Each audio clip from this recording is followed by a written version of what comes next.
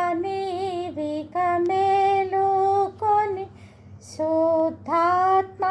యేసుని తండ్రిని త్రిత్వమగున ఏకాదేవుని హర్షమున సేవింపవే నీతి గల యెహోవా స్తుతి మీ ఆత్మతో నర్పించుడి మీ ఆత్మతో నర్పించుడి దాతాయో మన క్రీస్తు నీతిని దాల్చుకొని సేవించుడి నీతి గల యెహోవా స్తుతి మీ ఆత్మతో నర్పించుడి మీ